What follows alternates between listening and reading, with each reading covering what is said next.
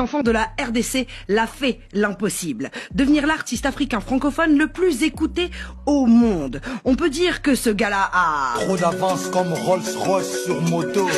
En 15 ans de carrière, ce virtuose de la musique extrêmement original dans son genre, pluri-instrumentiste, auteur, compositeur, chanteur et danseur, a su conquérir la planète. C'est vrai, qui peut aujourd'hui se vanter de remplir des stades sur le continent africain de plus de 80 000 personnes ou tout le monde danse, de boucler parallèlement une tournée de plus de 20 dates aux États-Unis en passant par le légendaire Apollo Theater new-yorkais tout en préparant un hôtel Accor Arena ex-Bercy à Paris pour le 28 février. Oui, à chacun de ses concerts, son mot d'ordre, c'est on est parti pour toute la nuit. Et tout cela en chantant principalement en lingala. C'est beau, d'ailleurs pas du tout chauvin. Il affirme souvent la meilleure langue du monde. Objectivité incroyable. J'adorerais voir un jour de mes yeux des cow-boys texans ou des Allemands s'égosiller dans un concert de notre hôte en chantant à tue-tête. Sa recette magique, de 1, il a la prestance de roi. Oui, c'est vrai. C'est vrai qu'il est beau gosse. Ou plutôt gosse. Quand même, faut pas mentir. L'amour sincère.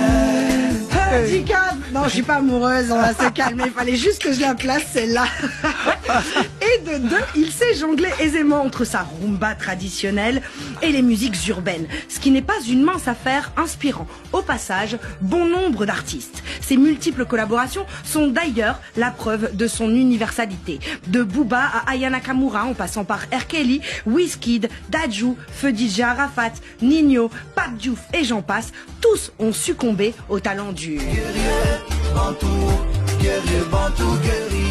Avec pas moins de 2,5 millions d'abonnés sur Insta, plus de 1500 concerts à son actif, ainsi que des centaines de millions de vues de ses clips, il se classe définitivement au rang de star planétaire. Alors, évidemment, il est en mode...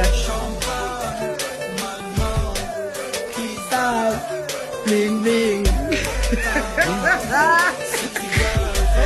VIP for life. Je me demande encore comment est-il possible que certaines personnes ne se rendent pas compte de ce qu'il représente pour des millions de personnes. Mais on reparlera de ce genre de mépris envers les Africains une autre fois. De toute façon, ce qu'il faut retenir, c'est... Ne jamais baisser les bras, ne jamais fatiguer.